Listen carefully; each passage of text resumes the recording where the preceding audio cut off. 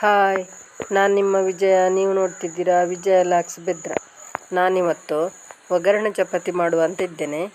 ನೋಡಿ, ಈಗ ಚಪಾತಿ ಮಾಡ್ಕೊಂಡಿದ್ದೇನೆ. ನಾನು ಮಾಡುವ ಅಡಿಗೆ ನಿಮಗೆ ಇಷ್ಟ ಆದರೆ ಲೈಕ್ ಮಾಡಿ, ಶೇರ್ ಮಾಡಿ, ಕಮೆಂಟ್ ಮಾಡಿ. ಯಾರು ವಿಜಯ ಲಾಕ್ಸ್ಗೆ ಸಬ್ಸ್ಕ್ರೈಬ್ ಮಾಡಲಿಲ್ವೋ ಅವರು ಸಬ್ಸ್ಕ್ರೈಬ್ ಮಾಡಿ. ನಾನು ನೋಡಿ ಈಗ ಚಪಾತಿ ಮಾಡ್ಕೊಂಡಿದ್ದೇನೆ. ಇದು ರೋಸ್ಟಾಗಿ ಚಪಾತಿ ಮಾಡ್ಕೊಂಡಿದ್ದೇನೆ.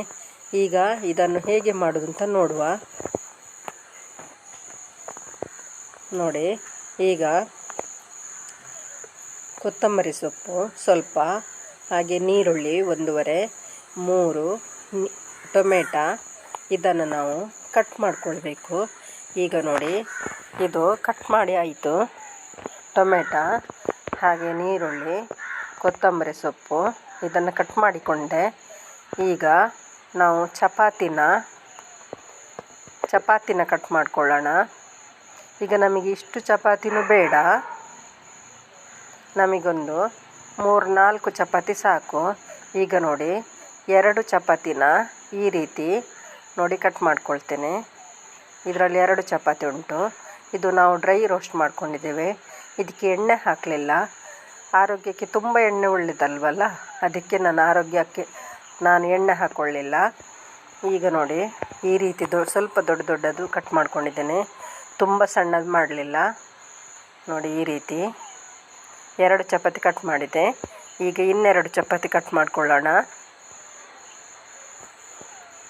ನೋಡಿ, ಇದನ್ನು ಕೂಡ ಈ ರೀತಿ ಮುರ್ಕೊಳ್ಬೇಕು. ಹಾಗೆ ಸಣ್ಣದಾಗಿ, ಅಂದರೆ ತುಂಬ ಸಣ್ಣದು ಬೇಡ, ಸ್ವಲ್ಪ ದೊಡ್ಡದು. ನೋಡಿ, ಈ ರೀತಿ ಇದನ್ನು ಕಟ್ ಮಾಡ್ಕೊಳ್ಬೇಕು. ಕಟ್ ಮಾಡಿಕೊಂಡು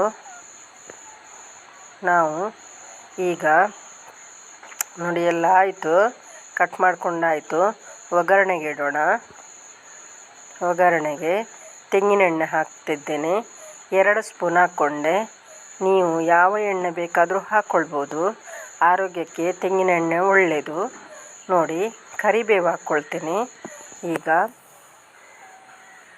ಕರಿಬೇವು ನಾನು ಅದರ ದಂಟನ್ನು ಕೂಡ ಹಾಕ್ಕೊಳ್ತಿದ್ದೇನೆ. ಯಾಕಂದರೆ ಅದು ಆರೋಗ್ಯಕ್ಕೆ ನಮಗೆ ಒಳ್ಳೆಯದು. ಅದರಲ್ಲಿ ಕಬ್ಬಿಣ ಸತ್ವ ಇದೆ. ಈಗ ನೋಡಿ, ಸ್ವಲ್ಪ ಸಾಸಿವೆ ಹಾಕ್ಕೊಂಡೆ. ಅದನ್ನು ಸ್ವಲ್ಪ ಮಚ್ತಾ ಇದ್ದೇನೆ. ನೋಡಿ, ಈಗ ನೀರುಳ್ಳಿ ಹಾಕ್ಕೊಳ್ತೇನೆ. ನೀರುಳ್ಳಿ ಕೆಂಪಾಗೋದು ಬೇಡ, ಅಷ್ಟೇ ಸಾಕು. ಅದು ನಮಗೆ ತಿನ್ನುವಾಗ ಸ್ವಲ್ಪ ಕುರುಮ್ ಅಂತ ಸಿಕ್ಕಿದರೆ ತುಂಬ ಚೆನ್ನಾಗಿರುತ್ತೆ. ಅದಕ್ಕೋಸ್ಕರ ತುಂಬ ಕೆಂಪಾಗೋದು ಬೇಡ. ಇದಕ್ಕೆ ನಾನು 2 ಬೆಳ್ಳುಳ್ಳಿಯನ್ನು ಸೇರಿಸಿದ್ದೇನೆ. ಅದು ನಮಗೆ ಒಳ್ಳೆಯದು ಆರೋಗ್ಯಕ್ಕೆ. ಅಂದರೆ ನಾನು ಶುಂಠಿ ಬೆಳ್ಳುಳ್ಳಿ ಪೇಸ್ಟ್ ಇದಕ್ಕೆ ಹಾಕ್ತಾ ಇಲ್ಲ, ಹಾಗಾಗಿ ಬರೀ ಬೆಳ್ಳುಳ್ಳಿನ ಹಾಕಿದ್ದೇನೆ. ಈಗ ಟೊಮೆಟೊ ಹಾಕ್ತೇನೆ. ನೋಡಿ, ಟೊಮೆಟೊ ಹಾಕಿದೆ. ಇದನ್ನು ಸ್ವಲ್ಪ ಫ್ರೈ ಮಾಡಿಕೊಳ್ಳೋಣ.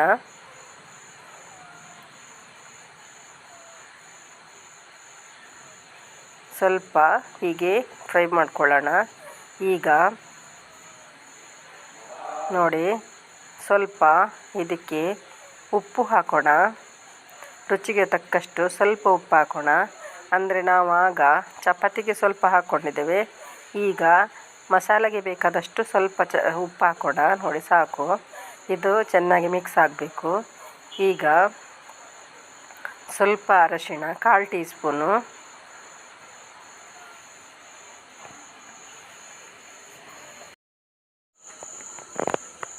ಒಂದು ಸ್ಪೂನು ಮೆಣಸಿನ ಪುಡಿ, ಹಾಗೆ ಅರ್ಧ ಸ್ಪೂನು ಗರಂ ಮಸಾಲ,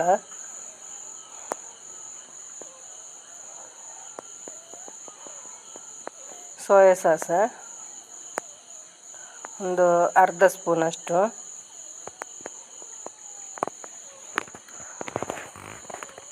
ಒಂದು ಅರ್ಧ ಲಿಂಬೆಹಣ್ಣಿನಷ್ಟು ರಸ. ಇದನ್ನು ಹಾಕಿ ಚೆನ್ನಾಗಿ ಮಿಕ್ಸ್ ಮಾಡಿಕೊಳ್ಳೋಣ. ಚೆನ್ನಾಗಿ ಮಿಕ್ಸ್ ಆಗಲಿ.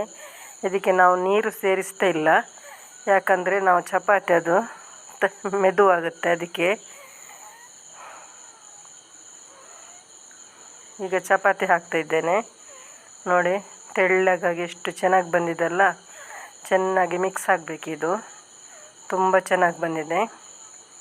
ದಿನ ಒಂದೇ ಥರ ತಿಂದು ಬೇಜಾರಾಗೋದಕ್ಕೆ ಯಾವಾಗಲೊಮ್ಮೆ ಈ ರೀತಿ ಮಾಡ್ತಾ ಇರಬೇಕು.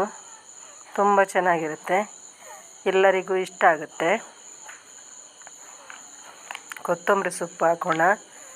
ಅದು ಅವರವರಿಗೆ ಬೇಕಾದಷ್ಟು, ಎಷ್ಟು ಬೇಕಷ್ಟು ಹಾಕ್ಕೊಳ್ಬೋದು. ಅದು ಕೂಡ ಹಸಿ ನಮಗೆ ತಿಂದರೆ ಒಳ್ಳೆಯದೇ. ಈಗ ಆಯಿತು ಮಾಡಿ, ಈಗ ಸರ್ವ್ ಮಾಡೋಣ. ನೋಡಿ ತುಂಬ ಚೆನ್ನಾಗಿ ಬಂದಿದೆ ಅಲ್ಲ, ತೆಳ್ಳಗಿದೆ ನೋಡಿ ಎಷ್ಟು ಚೆನ್ನಾಗಿದೆ, ತುಂಬ ಚೆನ್ನಾಗಿ ಬಂದಿದೆ. ನಾವು ನೀರು ಹಾಕ್ಕೊಳ್ಳಿಲ್ಲ. ಯಾಕೆ ನೀರು ಹಾಕ್ಕೊಳ್ಳಿಲ್ಲ ಅಂದರೆ ನೀರು ಹಾಕಿದರೆ ಅಂಟ್ತದೆ, ಅದಕ್ಕೋಸ್ಕರ. ನೋಡಿ ತುಂಬ ಚೆನ್ನಾಗಿ ಬಂದಿದೆ ಅಲ್ಲ. ನೋಡಿ ಒಮ್ಮೆ ಮಾಡಿ, ಲೈಕ್ ಮಾಡಿ, ಶೇರ್ ಮಾಡಿ, ಕಮೆಂಟ್ ಮಾಡಿ. ನಾನು ನಾಳೆ ಒಳ್ಳೆ ವೀಡಿಯೋದೊಂದಿಗೆ ಸಿಗ್ತೇನೆ. ಬಾಯ್.